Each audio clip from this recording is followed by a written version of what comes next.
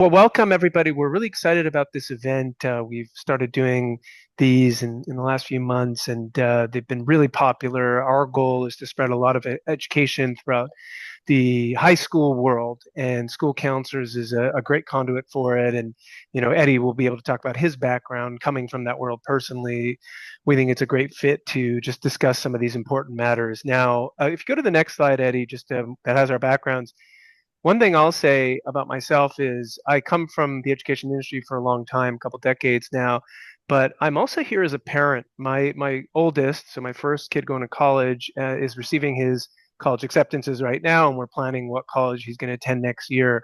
And some of the colleges we're really interested in in-state. I'm in California, so if something that works out in-state, we're really happy. But we also are looking at other options and understanding, some of these changes to the federal laws and what it means for somebody who may have to finance a larger tuition bill. This is really meaningful for me personally, in addition to the work I'm doing at Juneau. You can see Eddie's background here, came from the world of college counseling. So he's been a school counselor for a long, long time, and had also been on the other side. So been on the college side, and had been a director of admissions, I think at a couple different places actually. So this is a great expert in the field. I'm really glad to have him on our team here. And Eddie, I think I'm going to hand it to you. I might come back on at the very end to say thank you, but let's kick it off from here. All right. Thank you, John. And thank you again for all of you for being here. I love talking about this with all of you, this particular population. I was a former school counselor, a former college counselor myself. I was at a school in Massachusetts. And before that, I worked in the admissions office at both Yale University and Williams College. So over the last decade, I've seen students from both sides of the process as an admissions officer, also as a counselor supporting students and families through their admissions journey, and then the next step of that of having to actually pay for it. So just quick disclaimer here. I just want to mention that Juno is not an investment advisor or a financial analyst. You can sort of read this as well, but we are also not a lender. I'll talk a little bit more about what Juno is and what we do, how we're able to help. But again, this is not financial advice, so I just want to make sure to direct all those questions appropriately.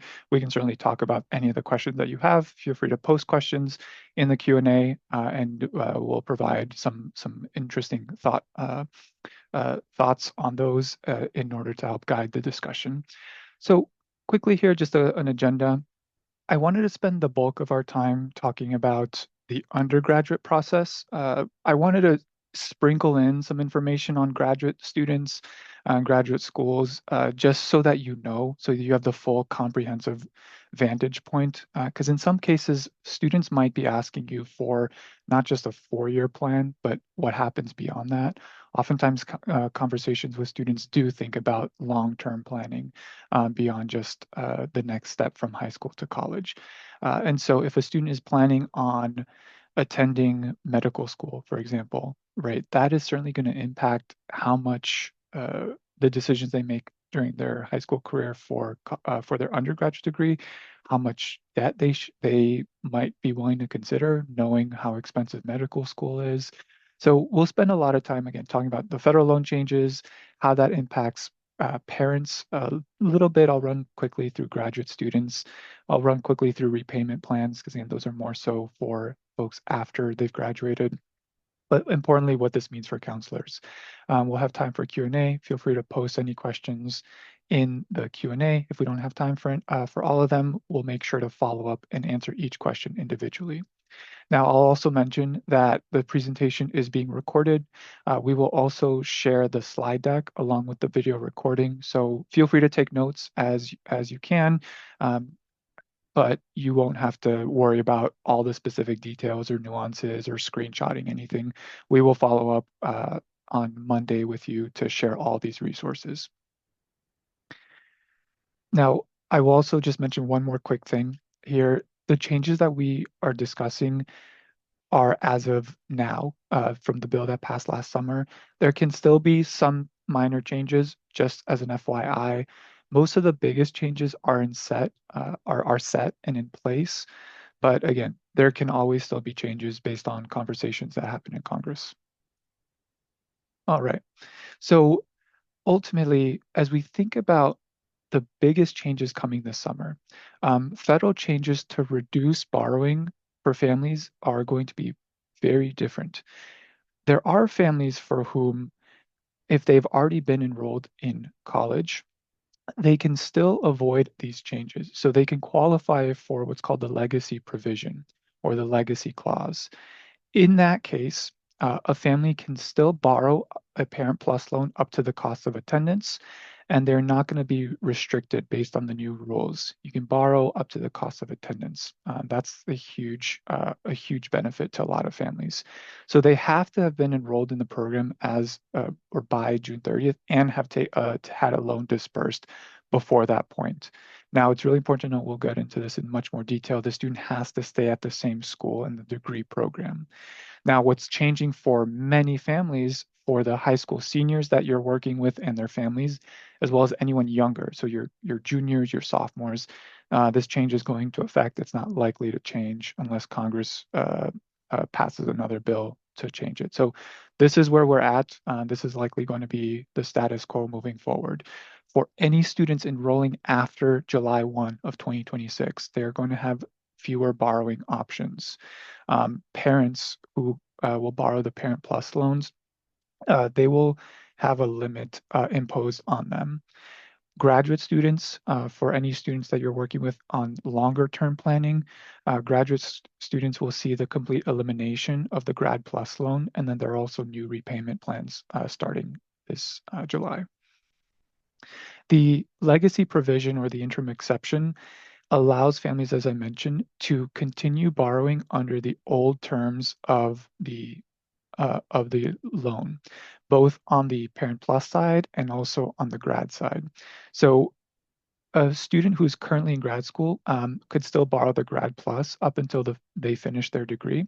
Uh, the the new grad and professional caps, which we'll talk to about in a little bit as well, those won't apply.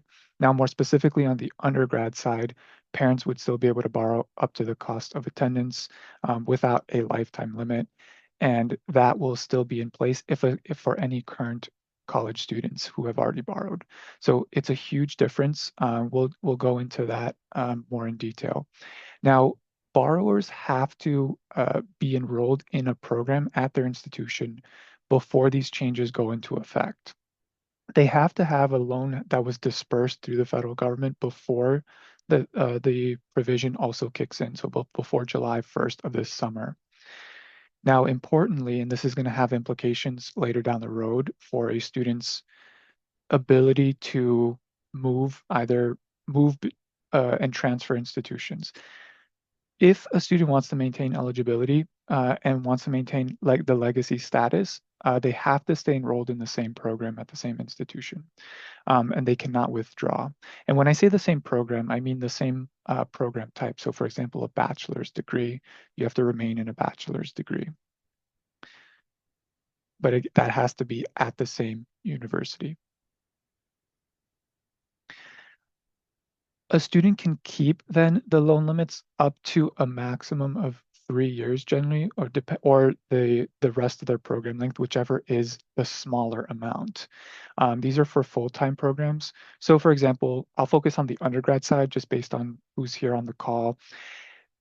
For any student who is enrolled, let's say a current sophomore, they have only 2 years remaining. So they may be finishing their sophomore year this year. They'll have 2 years remaining in their degree program of 4 years.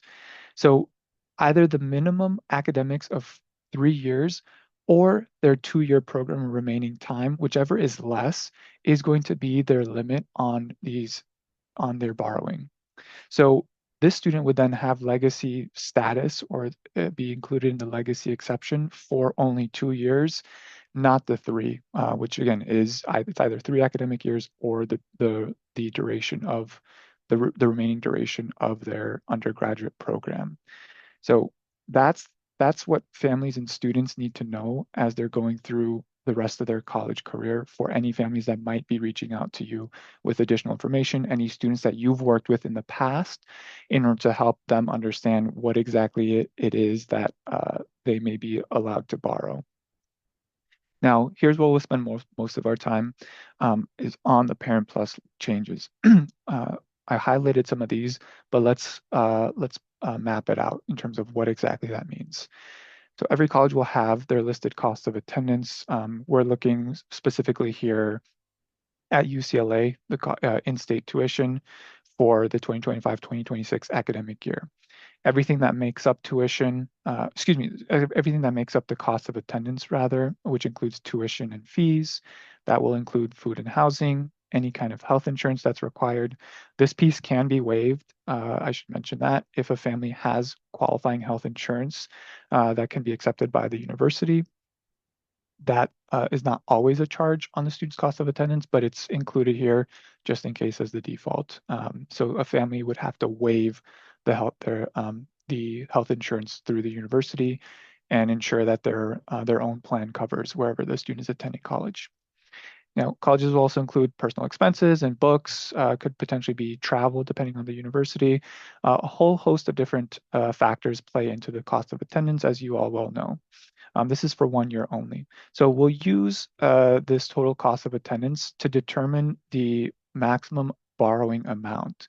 So a family can only borrow the cost of attendance minus any other aid that is received by that student, by that family. And so as we think about that, what are the pieces that are going to fit into that in terms of the sources of funding, both from the university, both from the family, and how will they fill the gap?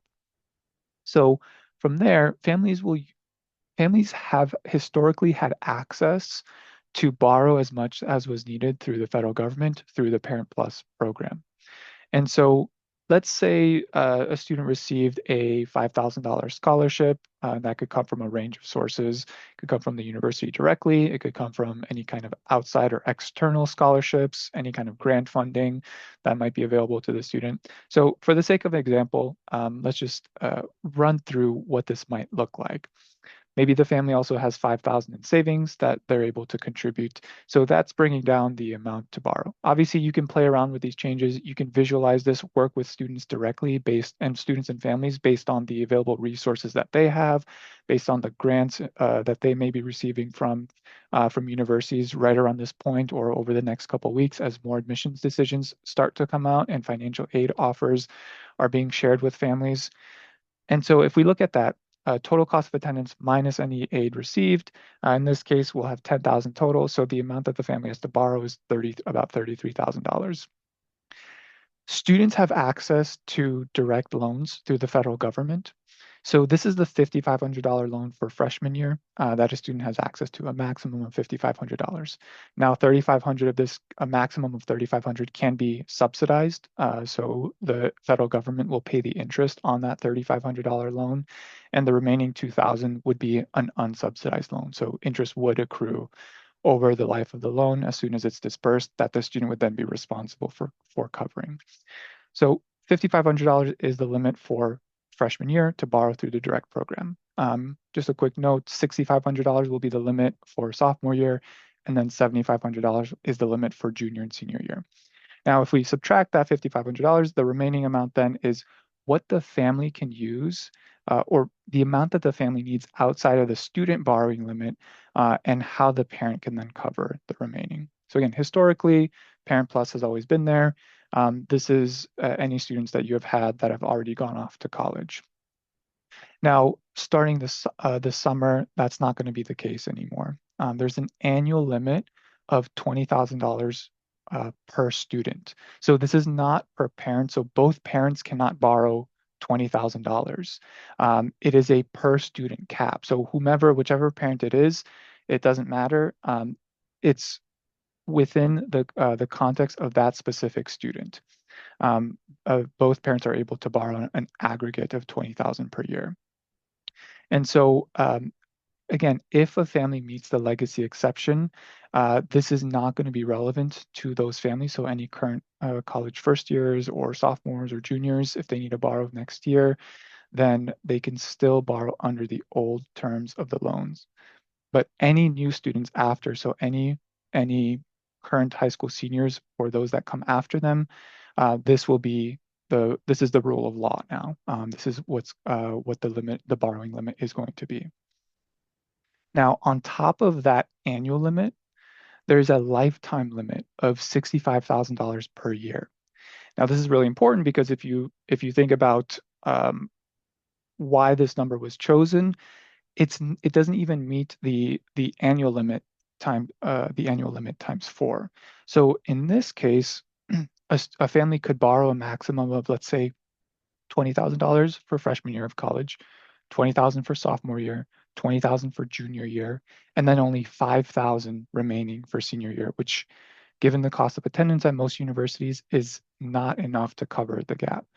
Many families, it could be possible where the 20,000 limit is sufficient for many families for their first 3 years, depending on the cost of attendance of that university, depending on any scholarships they receive. For that final year, that $5,000 limit, that's a very small amount to be able to borrow. And so some families may be forced into considering other options to help fill that gap anyways. Now we'll talk more about that as well. So if families that have multiple children in college, this $65,000 limit is per student. So similarly, it can be 65,000 for one student, and then 65,000 limit for the younger sibling who might be starting college this upcoming year.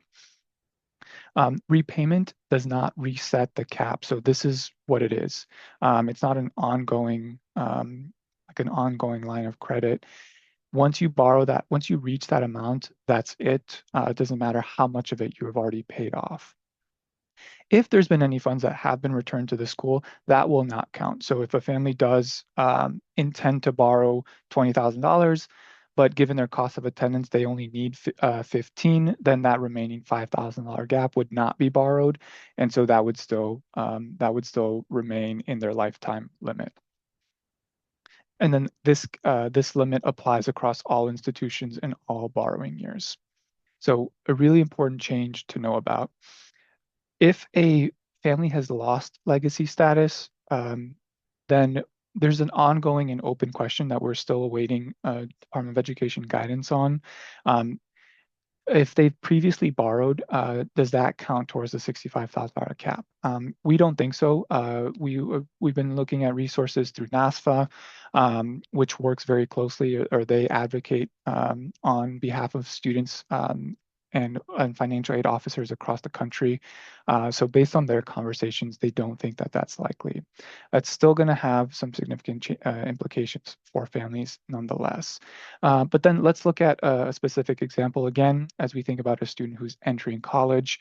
We'll use UCLA as another example here, using that same cost of attendance, using the same amount of scholarships and savings. And then you see the limit here of $20,000 for the Parent Plus loan. Now, from here, the family has to figure out how to pay the remaining $7,700. A lot of families will think about additional loans, again, however they can fill this gap. If they have any other assets that they might be willing to sell, if they have a generous grandparent who might be able to fill the gap, whatever ways a family might meet this unmet need can vary.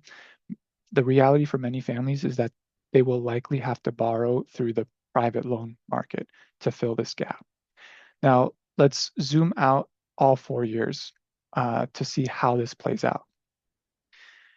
You see, the unmet need will continue to grow over the course of the entirety of students' 4 years.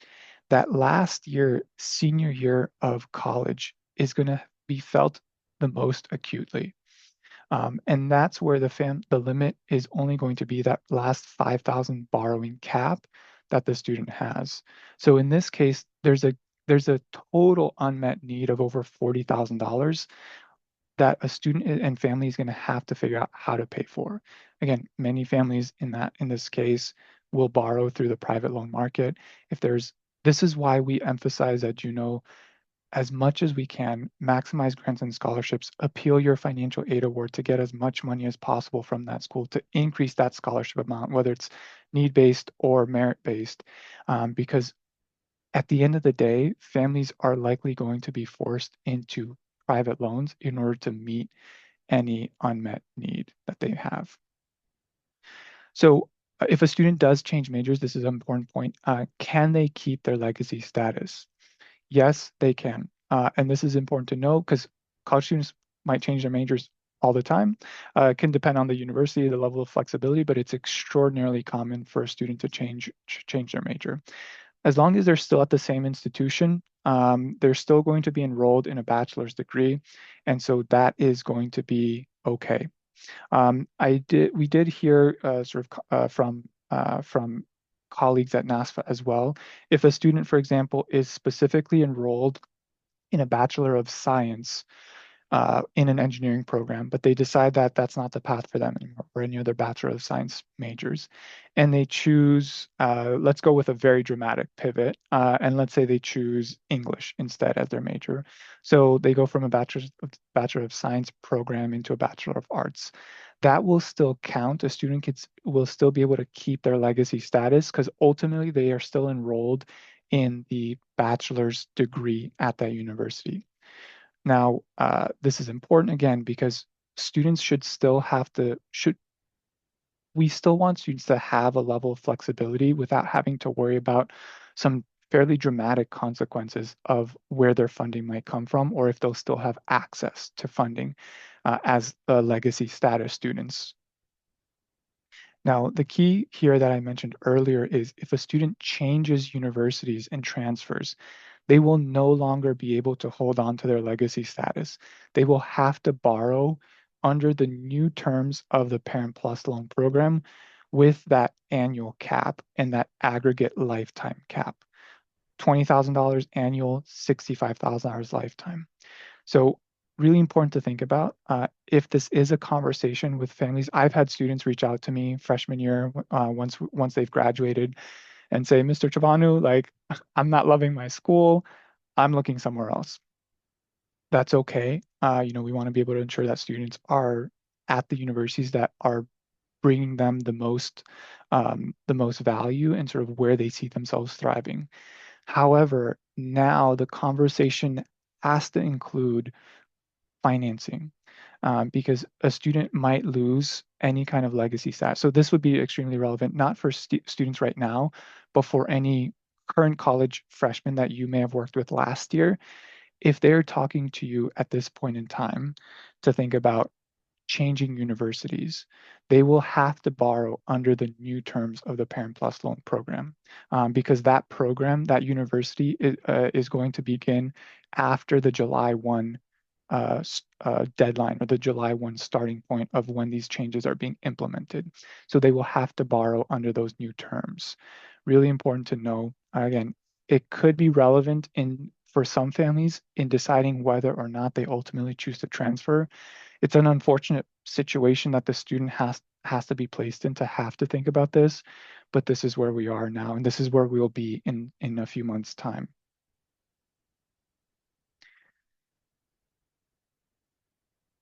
What is really, really important to think about and to encourage your students, if this is relevant to them, if they reach out to you, uh, for students who might need to take some time off, they have to be very careful about how that's documented by the university.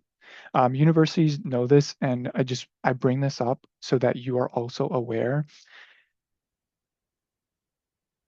If a student chooses to take some time off, it has to be properly documented as a leave of absence. The student should not withdraw from the university. If they completely withdraw, then they will lose that legacy status in terms of the borrowing limits, and they will have to borrow under the new terms. Again, it's already a difficult enough situation for a student to be in a position where they might take a leave of absence. There could be a variety of reasons. Um, and so from that, uh, it's important for them to know what the implications might be. We do not want students losing their eligibility. And again, students may take some time off for a variety of reasons. It could be something related to mental health reasons. It could be something related to taking time off to pursue an internship with an exciting company that they connected with. We want to make sure that that is documented appropriately and that their student is not withdrawn from the university. So that's something that a student needs to work very closely with their financial office to ensure that that is carefully documented. Now, a few things to note. to sort of as a summary as well. To preserve the Parent Plus legacy status, the student has to be enrolled in college before June 30th. So again, any current college students at this point in time, they have to have a direct loan dispersed before this change goes into effect. The student has to stay at the same program and at the same institution. And then just make sure that if they do need a pause, work with their financial office so that they are not withdrawn from the university, but they are documented under an appropriate leave of absence. Outside of that, then families will have to borrow under the new terms, and they may need to borrow under or they may need to take out additional private loans to help fill any gaps. I'll share a little bit more later on how Juno helps fund students in that capacity. But I'll go really quickly through some of these Grad Plus changes because I know this may or may not be as relevant depending on who you're working with, or it could also be relevant to any counselors who may have their own loans as either former graduate students or potentially even current graduate students. So historically, there have been two federal programs that you may or may not be familiar with. I'm a current graduate student myself, actually, and so uh, this is very relevant for my situation. The direct unsubsidized loan, which has a $20,500 limit for graduate programs and $40,500 limit for health programs, and then anything that was not met by the direct unsubsidized loan, typically students borrow the Grad Plus in order to fill the gap. Now, that's not going to be the case anymore. The Grad Plus is getting eliminated entirely. So most students, if their programs cost more than 20,500 for master's programs, they have no choice but to borrow through the private loan market. So this is forcing students into that. Now, there are other limits as well for professional, what are considered and designated as professional degrees. I'll get into that in the next slide here. But this is really important. It's a very dramatic change on the grad side. If any of your students know that they want to pursue graduate school after their undergraduate degree, this becomes part of that long-term planning conversation. What are you going to do? How much debt are you willing to take on now? Ideally, as little as possible. But how much debt are you willing to take on as an undergraduate, both in the student's name and also in the family's name, when you know that this is what you're up against, where you won't be able to borrow through the federal government anymore? And so that is important for students to be thinking about as they review not just their four-year undergraduate plan while in high school, but anything beyond that. Now, there's been conversation about this. You may have heard this in the news in terms of what is classified as a degree program. There's still some conversation and still some negotiations to be had here. But notably, MBA degrees are not included in the professional designation. Many research PhDs outside of clinical psychology are not included. So we'll modify this if there's any changes to it, but you can see some of the professional degree types that are included, like MD programs, DDS or DMD programs, JD or any other law program. So many of them are included. There's also a number that are not included. So that impacts, as we mentioned, the borrowing limits, the annual borrowing limits that a student would have. For graduate students, that this will also come with lifetime limits of $100,000. For professional students, so doctor's degrees, for example, will come with total lifetime limits of $200,000. Now, this also is not enough for many. The graduate limit is not enough for many graduate programs. The professional aggregate limit is not enough for many professional school students. So many students are still going to be forced into the private loan market anyplace. The biggest of that is going to be felt for any aspiring dentists. And then again, any MD programs, osteopathy programs, veterinary programs, law and pharmacy. This is where we're going to see some of the largest funding gaps. And so from here, again, this isn't to intimidate or scare students away from these chosen professions, but we just hope that students understand what the context is, what they're up against, and how they're going to be able to fund their degree. Because this is showing, again, students and families who pursue any of these types of professional degrees are effectively forced into private loan borrowing. Now, the maximum loans could be reduced further. Again, it can depend on when the student applies. It could be, excuse me, dependent on their annual enrollment intensity. So whether they're full-time or not, half-time, three-quarters time, the number of credits that they're taking. Um, the Parent Plus program isn't, this does not apply to them. Parent Plus on the undergrad side is going to have their own cost of attendance minus aid calculations.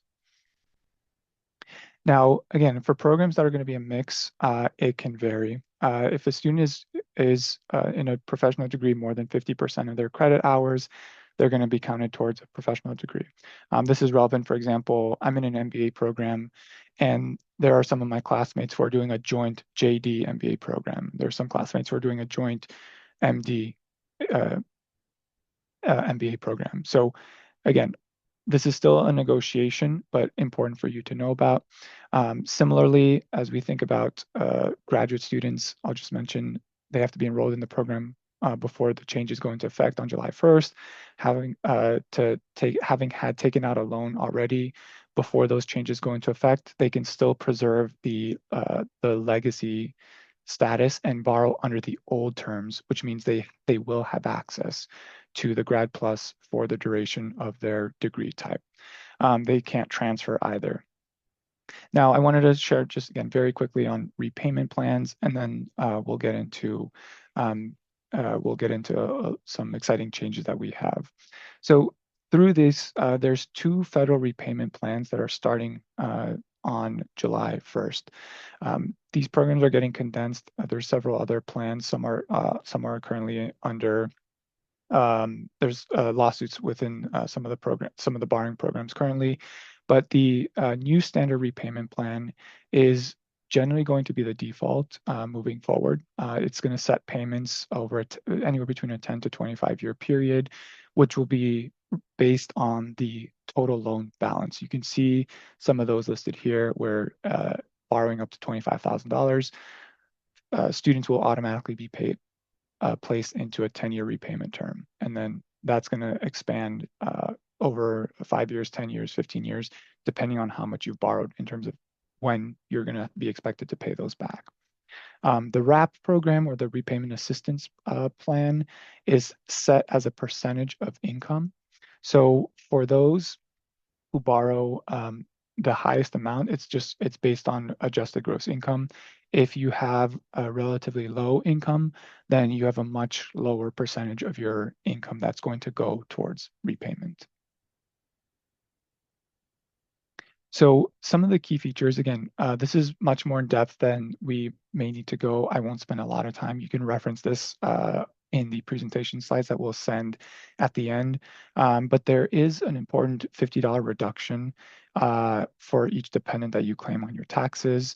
So this can help some families, and there's no negative amortization here. So that's another key part of this. This does not apply to Parent Plus, and so this is more so targeted for the graduate side. Now, most importantly, what does this mean for all of you who are joining? How is this going to impact the way that you work with your students, communicate with your students, and especially families as well? Now, families that may not have the same level of borrowing capacity, or have lower or maybe modest credit scores, potentially high debt to income ratios, these families are going to be impacted by these changes.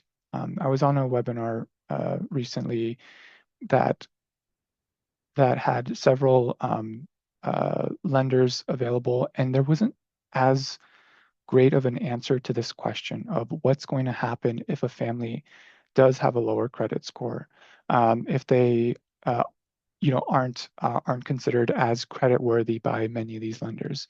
There's no good solution to this, and so this is the reality of what we're facing with these upcoming changes. There's a lot more uncertainty in terms of the rates that families will see in order to help fund their child's education. Previously, the Parent Plus loan wasn't necessarily a great rate, right? 8.94% as we saw, but it wasn't the worst rate that families would see, particularly in the market today. I was talking to families this past summer because we meet one-on-one with families, happy to help with any questions that they have, that any counselors have. And some families were seeing double-digit interest rates this past summer, which one is extraordinarily high, and two, it's hard to encourage or recommend a family go through with that as an option, right? Thinking about a 12% interest rate loan on an undergraduate degree on a for a private loan, for example, instead of a Parent Plus loan, that's going to be an extraordinarily high interest rate and extraordinarily high payments that come with that. Again, it's hard to recommend going forward with that option, but many families don't know that these changes are happening. I've talked to families who have said, we're just going to figure it out. My child is going to go to college. We're going to pay what we have to pay to get it done. And they may be stuck with this really uncomfortable position of having to take out loans with terrible interest rates. And so that is not a good position to be in. I think that mentality of we're just going to figure it out, that worked when the Parent Plus was an option. Because at the very least, again, Parent Plus wasn't a great rate, but it was also the worst rate that you would qualify for. Again, barring any kind of like adverse credit event, almost all families qualified for the Parent Plus loan.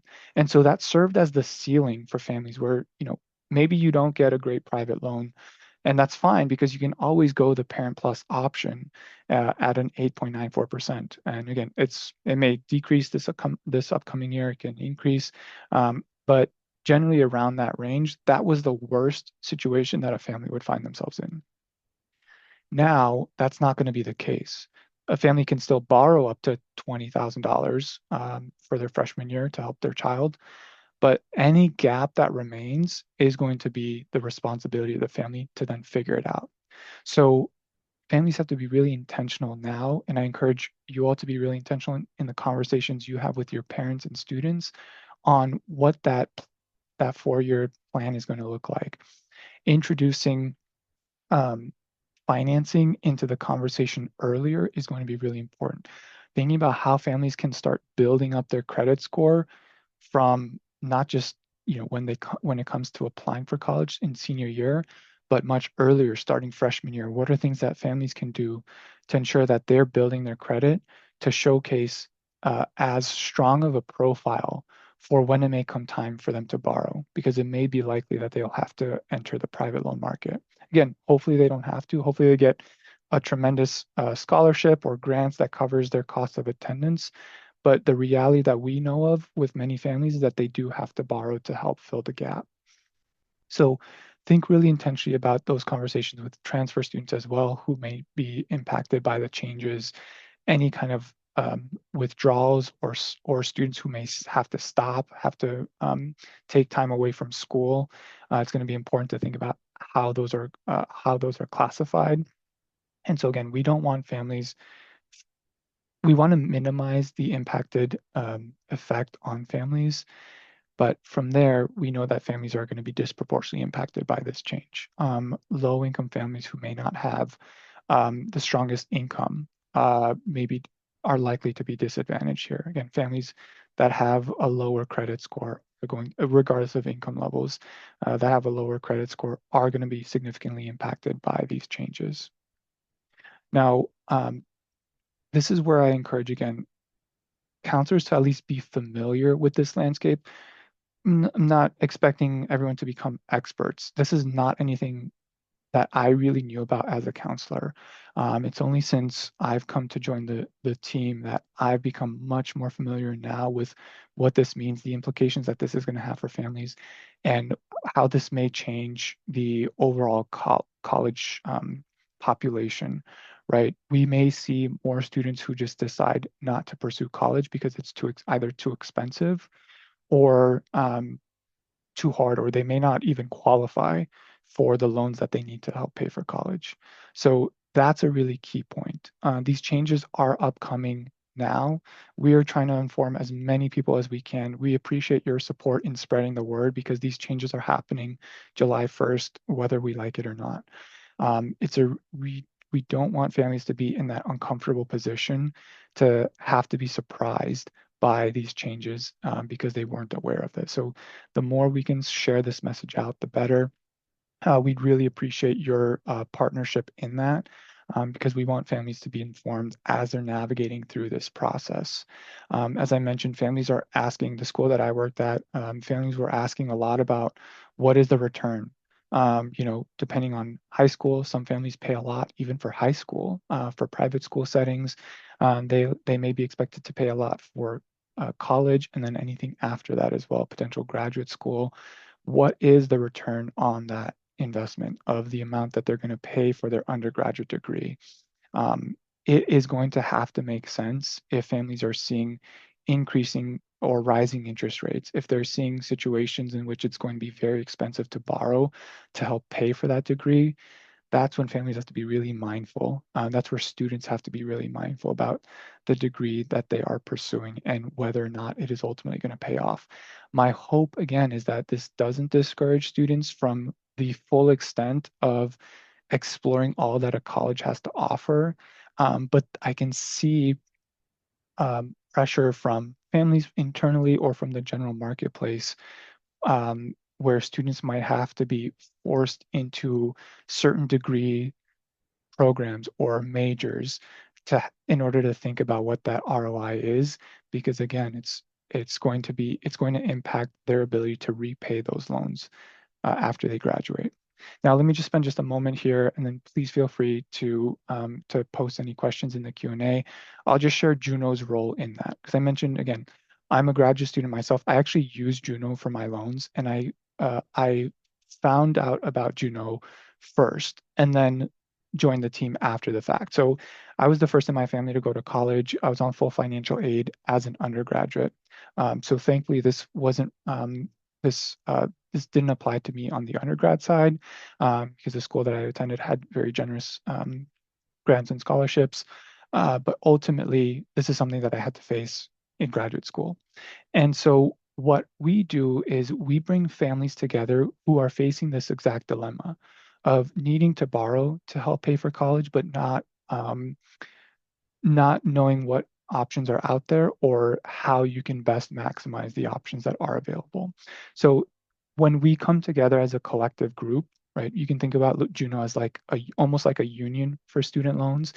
When we leverage collective bargaining and we go to a lender and say, hey, there's so many of us in this, for example, in this last year, there's 15,000 of us coming together as a group with representing over $350 million in buying power. When we go to a lender, that catches their ear. They're willing to offer better rates and terms from their perspective because if they're able to work with all the Juno families, then they get that increased volume. So they're willing to offer a discount for that. So we secure those discounts and we pass that on to families. It's that simple of a model. And so where we are now is getting as many families to sign up as we can in order to grow the negotiation power that we have. And so this is where we'd really appreciate your support. For any families that join, there is no obligation, there's no commitment, there's no cost. Juno is completely free for families. There's nowhere on our website or on forums where we ask families to input any kind of credit card information or nothing like that. Juno is completely free for all families. We create resources to make this process as easy for counselors, for students, and for families. And so when we have a larger group, so let's say, for example, we have 30,000, which would be a dream for us, 30,000 families for this upcoming spring term negotiations. That gives us so much more leverage over the banks and the lenders than if we had 15,000. Families can use the negotiated rates at Juno across the year, so they don't have to necessarily join before the 30th, April 30th, to have access to those. But it's most helpful for us because it's sort of all of us coming together to help one another by having that larger collective voice. Now, again, if you have any questions please let me know. I'm happy to connect after the fact. I'm happy to have one-on-one conversations. My colleague John, who's going to be joining us as well, feel free to reach out to either one of us. This is my calendar invitation. Again, I'll share these slides with you. You can book time directly to me with me. We host a series of other webinars on financial education, literacy, how to pay for college. We actually have one next week on appealing financial aid. Again, how can families maximize grants or scholarships as much as possible? And then from there, not have to borrow as much. We have a tool that we just launched this week, which I'll make sure to include in the follow-up email to you all on Monday. This is super, super helpful. So for any of your seniors, we've created an appeal generator tool, a financial aid appeal generator. So students will be able to input a few pieces of information. They can upload any of their college acceptances, financial aid awards, and so what our tool will do is then consider all that information. The family will decide whether they're submitting a merit-based appeal or need-based appeal. And then the tool will work to calculate or to choose the best option. If you're doing an aid appeal and you select you have offers from 3 other universities, it'll select the one that's going to give you the best chances of a successful appeal and then actually write the appeal letter for the family. So we are super excited about this because I think it's going to help families a lot in negotiating or appealing, I should say, their financial aid package. There's oftentimes a lot of back and forth between families and aid officers. You forgot to submit this, or oh, you made a mistake on this. You submitted your FAFSA with the value of your primary residence, which should not be included as an asset at all in the financial aid application. And so there's a lot of back and forth between families and financial offices. Families don't always know what they need to include. They don't always know what terminology to use or is helpful. So we're really hoping that this evens the playing field. It makes the process much more streamlined and effective for both students and their families when they appeal their financial aid offer, and also make it easier for the financial officers themselves. So I'll leave the screen up. John, I welcome you back as well. Yeah. I'd love to hear anything that I left out, any of your thoughts on Yeah. how we can best partner with our counseling colleagues here. One thing I'll add is Eddie was talking about some of the tools, the free financial aid appeal letter generator, and where there's always new things coming out and they're really relevant, often can be really timely. What we can do is turn Juno on for your school. Remember, everything we have is free anyway. We can just make a page that centralizes all the resources. You can send it out to students and families, and they can start using the stuff all for free. So we're glad to do that, and we'll follow up with more details on that side. I think that I'm thinking of a couple things, Eddie. One is let's see what questions may be from this group, and also I know you had another session recently with another group of counselors. So what did if people don't ask a lot of questions here, what was the big question that came up the last time? But let's see what people may have on the questions. Yeah, absolutely. So I think a couple questions that came were, and I think we'll monitor the Q&A as well. But thinking about specific situations on the family side. And so in what cases is it appropriate to either appeal, or in what ways will that also impact future borrowing, right? Especially with these limits that are upcoming.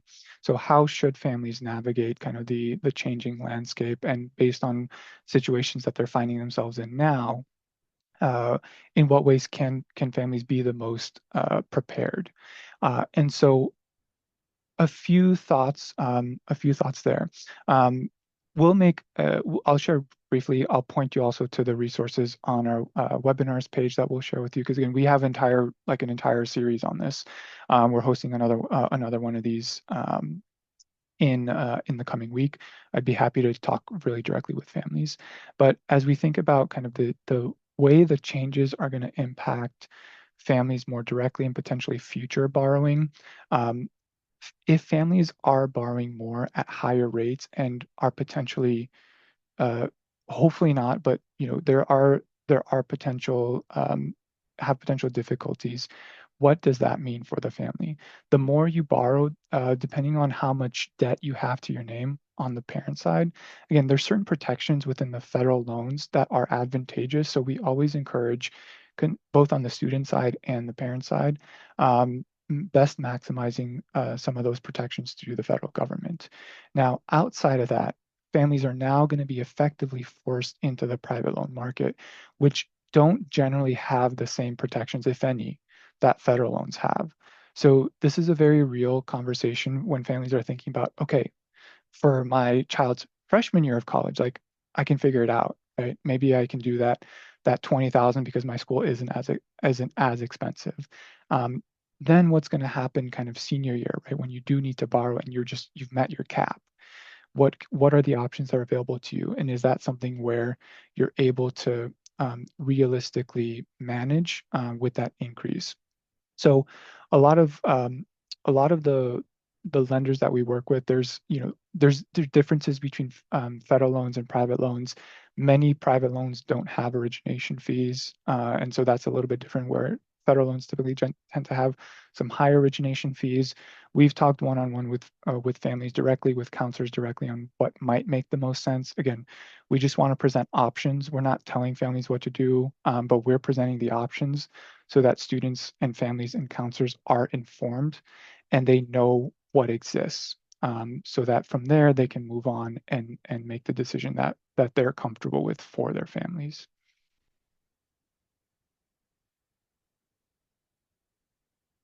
Right.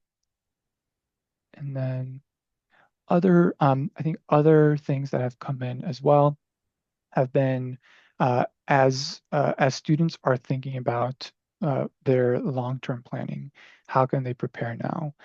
The biggest thing that I'll say here is get educated on financing, just generally. This is something that students are going to have to take an active role in. Oftentimes, and I've seen this play out directly, where a student will focus so much on their college admission application, which is understandable, and they completely outsource the financial aid application to their parents. Totally fine if they do that. However, because families usually have the details. However, I do encourage students to still play a role in that as well.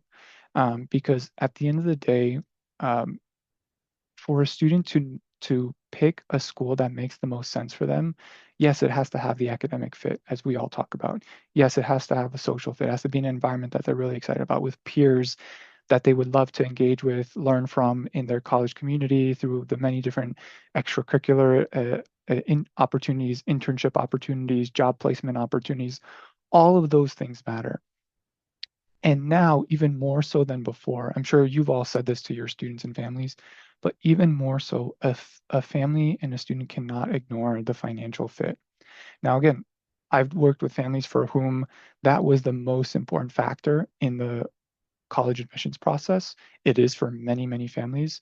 I've worked with families for whom it's somewhat of an important factor, but maybe not the top priority. Again, it can just depend on each individual circumstance and the resources they have. So from there, for all families across the board, this has to become a top priority conversation because we're not living in the age anymore where families can just borrow and figure out, like, have the default option of the Parent Plus that they had prior. This has to engage a very active conversation with students, with parents, and with the counselor to say, this is where we are now in 2026. These are the changes that we are facing that are going to be implemented. And so how do we adjust? How do we think about being really strategic about our long-term planning? Like I mentioned before, maybe a student knows that they want to go on to grad school. Maybe they don't. But even if they don't know, bringing them into the conversation on the undergraduate side is going to ensure that they are aware of these changes so that should they need to go on to graduate students are considered independent students by that point. So they will no longer be able to rely on their parents' income to help them. Certainly parents can still help them in different ways, but a graduate student is going to be considered independent for FAFSA purposes.